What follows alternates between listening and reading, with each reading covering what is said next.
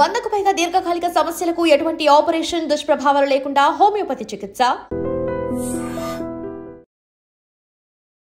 నమస్కారం, welcome to I dream. Health talks with Vijitha కార్యక్రమానికి స్వాగతం. ప్రస్తుతం మనతో పాటు ఉన్నారు general consultant doctor V Aditya Ranganath గారు. ఇప్పుడు వారితో మాట్లాడేద్దాం.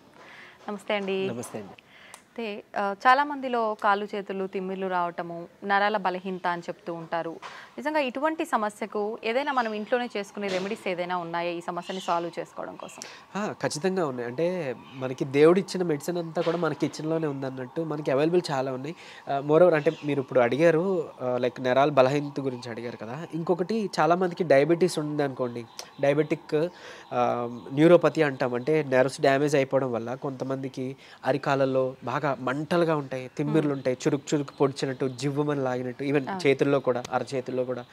కొంతమందికి స్పైనల్ ప్రాబ్లమ్స్ ఉంటాయి, ఒకవైపు బాడీ లాగినట్టు కాళ్ళు చేతులు తిమ్మిర్లు అట్లా కూడా ఉంటాయి. సో ఇదన్నీ ఏంటి అని అంటే రిలేటెడ్ అదే నరాలకి సంబంధించే. సో నరాలు ఎందుకు బలహీనపడుతున్నాయంటే ఒకవేళ కొంతమందిలో ఏమంటారు ఆల్కహాల్ అలవాటు, స్మోకింగ్ అలవాటు ఉన్నా కూడా ఒకవేళ అది కూడా డ్యామేజ్ చేస్తాయి. సో కొంతమంది ఒకవేళ ఎక్కువ ట్రావెలింగ్ చేశారనుకోండి, వాళ్ళకి స్పైనల్ ప్రాబ్లమ్స్ ఏదైనా రావడం, ఈ స్పీడ్ బ్రేకర్స్, ఈ గతుకులు ఇవన్నీ. సో అట్లాంటప్పుడు కూడా డ్యామేజ్ అయినా మనకి మళ్ళీ నెర్వ్స్ మీదే పడుతుంటుంది. అంటే స్పాండిలోసిస్ అలాంటి వాళ్ళకి కూడా ఈ ఇబ్బందులు ఉంటాయి చాలా బాగా. అండ్ డయాబెటీస్ వాళ్ళకి తెలిసిందే.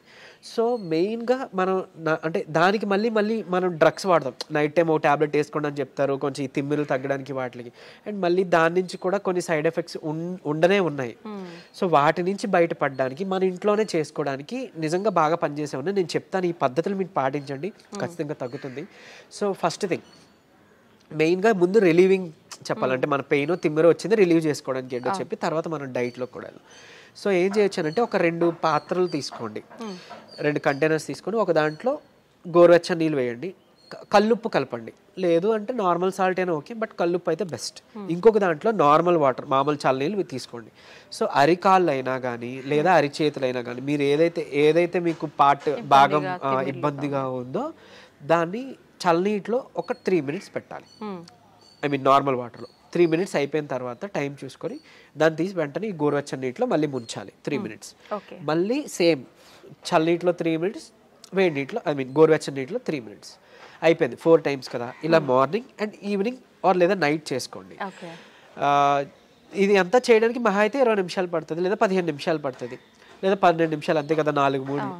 సో ఇది చేసుకుంటే మీకు చాలా హవర్స్ వరకు రిలీఫ్ ఇచ్చేస్తుంది, డ్యామ్ ష్యూర్.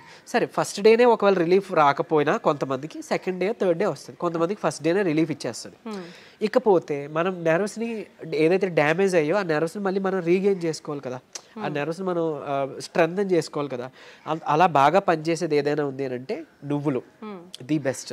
అంటే మీరు గమనించుకొని ఉంటే మనకి ఏదైనా అంటే ఆఫ్టర్ ప్రెగ్నెంట్ లేడీస్ డెలివరీ అయిన తర్వాత, లేదంటే పోస్ట్ సర్జరీ అయి వచ్చిన తర్వాత ఎవరికైనా కానీ తెలగపిండితో కూర చేస్తారు ఆంధ్ర సైడ్, ఆర్ నువ్వులతో ఏదైనా పదార్థం చేసి ఇవ్వడం, ఇట్లాంటివన్నీ మునగాకు ఇవన్నీ యూజ్ చేస్తూ ఉంటారు.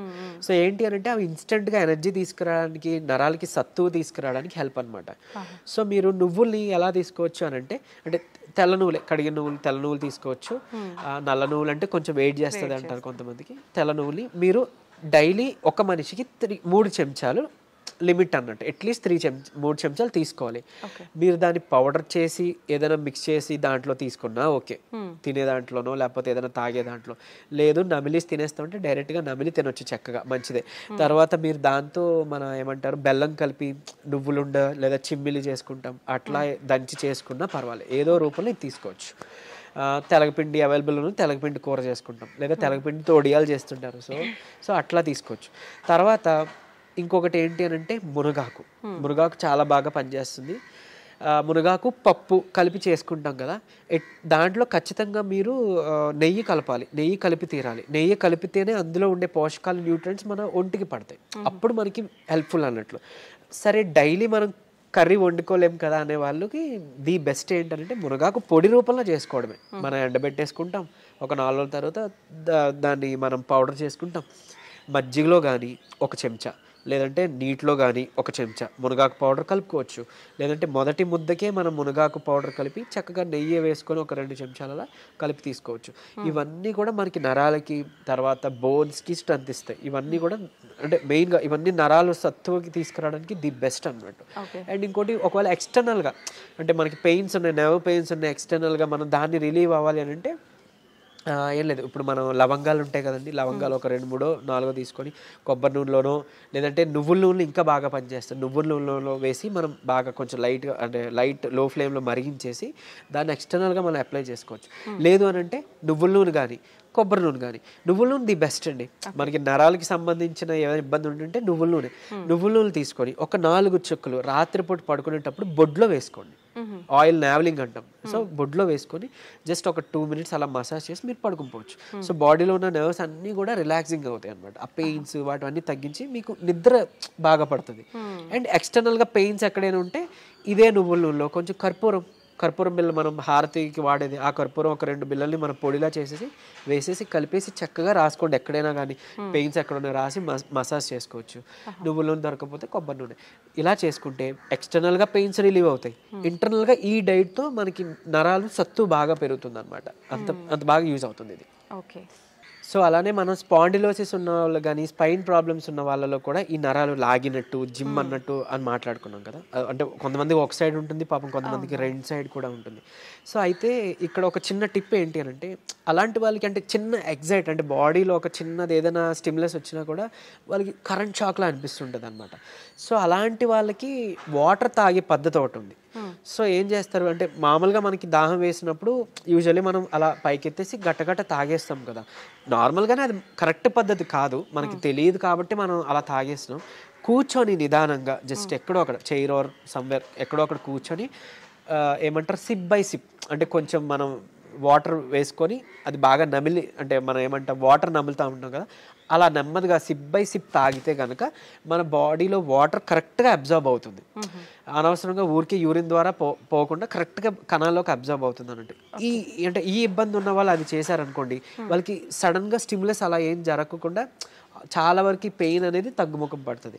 ఇంకోటి నార్మల్గా కామన్గా పీపుల్ కూడా ఏంటంటే అలా నుంచొని తాగకుండా కూర్చొని తాగడం మొదలు పెడదాం, స్లోగా అంటే నమిలి తాగడం మొదలు పెడదాం.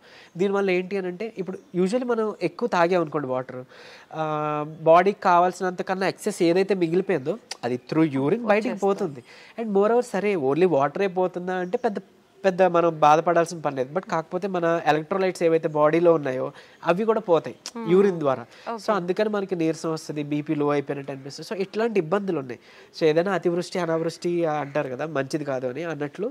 సో అందుకే ఈ పద్ధతిలో తీసుకున్నాం అనుకోండి కొంచెం మన బాడీకి హెల్త్ బాగుంటుంది. అండ్ ఈవెన్ పొద్దున్న లేచిన వెంటనే 1 లీటర్ వాటర్ తాగి అలవాటు చేసుకొని ఒక 1 hour తర్వాత మళ్ళీ 1 లీటర్ వాటర్ తాగి ఇంకా అక్కడతో అయిపోయింది. మిగిలిన టైం అంతా డే నుంచి నైట్ వరకు కూడా మీకు దాహం వేస్తేనే తాగండి.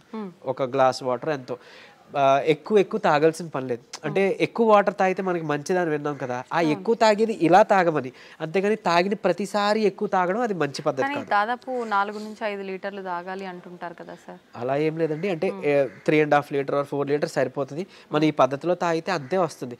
కొంతమంది అంటే వర్క్ బిజీలో పడో ఇంకేదో ధ్యాసలోనో వాటర్ తాగాలని మర్చిపోయి నిజానికి నేను విన్న కేసెస్ అట్లీస్ట్ ఒక 1.5 లీటర్ 1 లీటర్ కూడా తాగట్లేదంట డే అంతా. సో అట్లా ఉంటే చాలా ప్రమాదం. మన బాడీ అసలు మెటబాలిజం సరిగ్గా జరగదు, వెయిట్ గెయిన్ అయిపోతారు, మన కిడ్నీస్ మీద ఓవర్లోడ్ పడిపోతుంటుంది. సో అది మంచి పద్ధతి కాదు. అందుకే అట్లీస్ట్ పోనీ పొద్దున్న లేవగానే 1 లీటర్ వాటర్ తాగడం అలవాటు చేసి మళ్ళీ 1 hour తర్వాత 1 లీటర్ వాటర్ తాగడం అలవాటు చేస్తే మన బౌల్ మూమెంట్ కూడా బాగా జరుగుతుంది.